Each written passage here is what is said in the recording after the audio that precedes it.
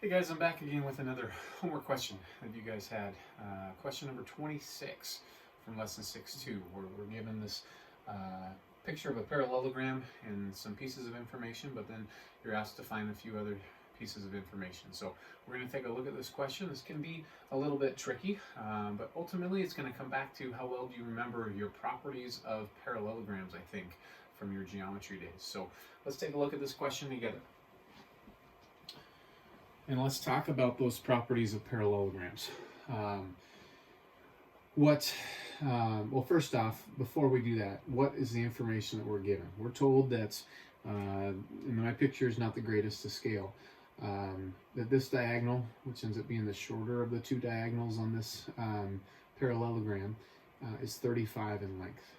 The longer diagonal is 50, okay? And then we're told that this side of the parallelogram is 25. So some properties of parallelograms that we need to put to use are the fact that we could say there's something about diagonals of parallelograms that's going to need to come into play. So hopefully you remember that the diagonals of a parallelogram bisect each other, meaning cut each other in half.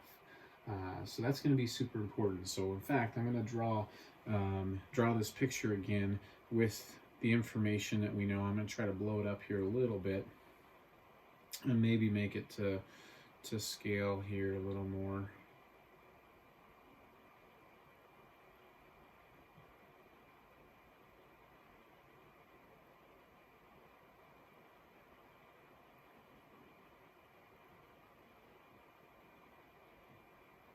Guess I didn't really blow it up at all, but I tried to make it so that that diagonal is significantly shorter than that diagonal. Okay, so if the diagonals bisect each other, and I've got 35 being that diagonal, then that means each of these sections are 17 and a half. 17 and a half, okay? And then with that whole long diagonal being 50, then each of these segments are 25, okay? And then we're told that this is 25 using a property of, parallelograms. We know that this opposite side is congruent, so that would be 25. Now, what is the question asking for? The question is asking for this side right here, they label as A. It's also asking for this whole angle down here that they are calling theta. And lastly, they're asking for this angle that is phi. Now keep in mind too, that's two successive angles of a parallelogram. Two consecutive angles of a parallelogram are supplementary. We know that because really these are considered, with this being a parallelogram and these two sides being parallel, we know that this can be thought of as a transversal, and here we have same side interior angles, and same side interior angles were our ones that are supplementary. So really, I'm having this conversation because all I have to do is find one of those. If I can find one of those, then I can find the other one by just finding its supplement. Okay, so I think then this may not be the only way to go, but I look at this drawing now, and I see quite a few triangles, by the way, in here, quite a few oblique triangles. However, there are two congruent triangles in here where I know three sides. And so what I'm going to do to start this problem is I'm just going to look at this triangle right here and solve for this angle. Okay, once I know this angle right in here, I can find this angle right here because these two together make 180. Okay, so that's going to be my first approach, is to find this angle. Okay, directly it doesn't have anything to do with me finding any of those three unknowns, but it will lead us to a direction that will help us find one of those three.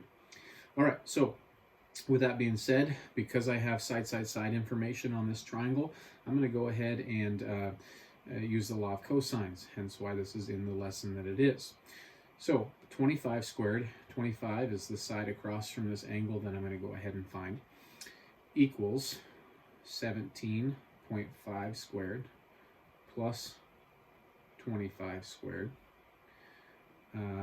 minus 2 times the product of those two, 17.5, 25, and then the cosine, I'm starting to run out of room, of this unknown angle. I'm going to call it, let's call it big B.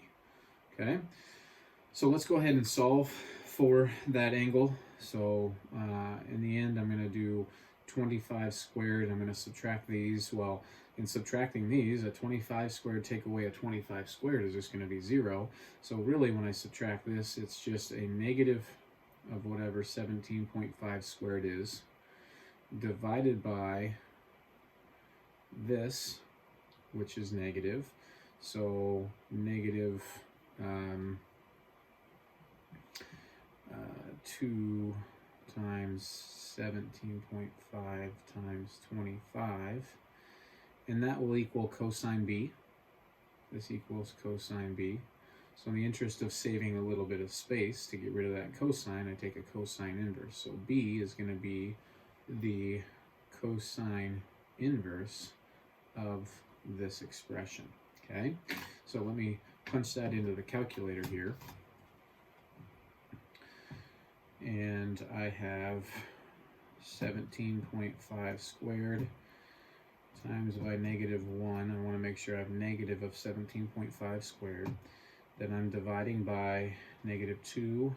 I'll put some parentheses in here to make sure all this is in our denominator. Negative 2 times 17.5 times 25.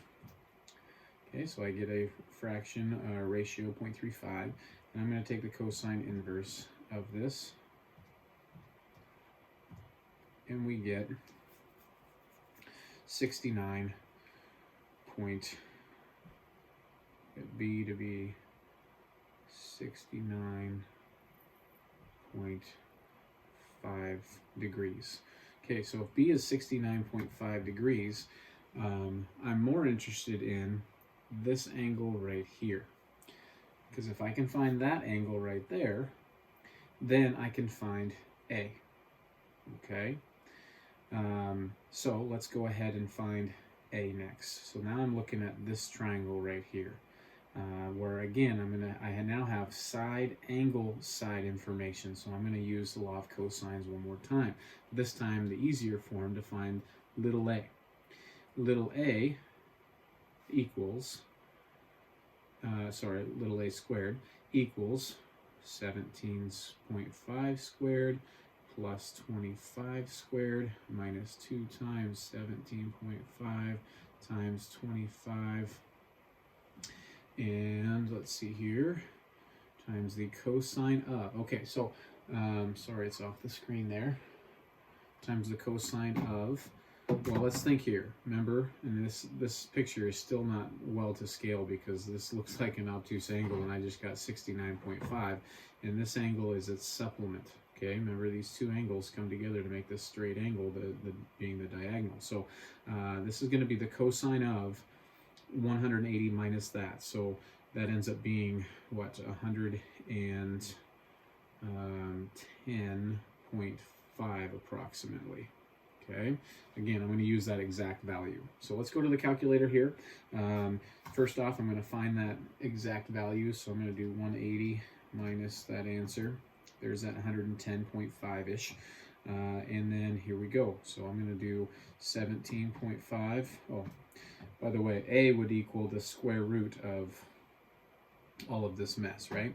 So I'm going to go ahead and do that too. Second, we get the square root of 17.5 squared plus 25 squared minus 2 times 17.5 times 25 times the cosine of this value right here. And so we get A to be 35.18. Okay, so there's one of our key values. Now what we're going to do is we are going to move my calculator out of the way here. Now what I'd like to do is the following. I want to look at either this triangle, this oblique triangle right here that I'm outlining in the picture, because in that triangle now, I actually know the three sides. I have side, side, side, so I could use the law of cosines to solve for this angle right here that they called theta. Okay, or I could look at this triangle right here that I now know all three sides on, and I can solve using the law of cosines for phi. So it's really your choice. I'm going to go ahead and do this one. So let me just go ahead and draw that triangle. Again, I know that this triangle is not to scale. I'm sorry. So this was theta down here. This is 25. This is that whole short diagonal, which was 35. And this is A, or 35.18. And again, my calculator has that as the exact value. Okay, so let's use the law of cosines one more time. Sorry, again, that was off the screen a smidge. Law of cosines one more time to solve for this angle. So it needs to start 35 squared, the side across, equals the square of the other two sides. So I'm just going to call it a squared plus 25 squared minus 2 times a times 25, and then cosine of theta. Okay, so to solve for cosine theta, I'm going to have to subtract these and divide by this. So this is going to look like 35 squared minus a squared minus 25 squared, all divided by negative, I'm just going to multiply 2 and 25 to make 50, so negative 50a, and again, this will equal cosine of theta. But I don't want cosine theta, I want to know what theta is. So again, to get rid of cosine is a cosine inverse. So I'm just going to, for short, say theta then equals the cosine inverse of that expression. Okay, so I can actually plug this exactly in if I go store A, this 35.18 thing, as A on my calculator, and I think I'm going to do that. Okay, so let me slide this on up so you can see some of the calculator work. All right, so I need to do, first off, I'm going to take this value, 35 point, oh, turn the calculator on, 35.1708, etc. I'm going to store that as alpha A. Enter. Okay, so now I'm going to do a cosine inverse of 35 squared minus alpha A squared minus 25 squared. Now that whole quantity, I need to make sure that quantity right here is divided by negative 50 alpha A. Okay, and close off the parentheses so that division does occur inside the cosine inverse. Okay, so that should be exactly what I need to compute. And, uh-oh.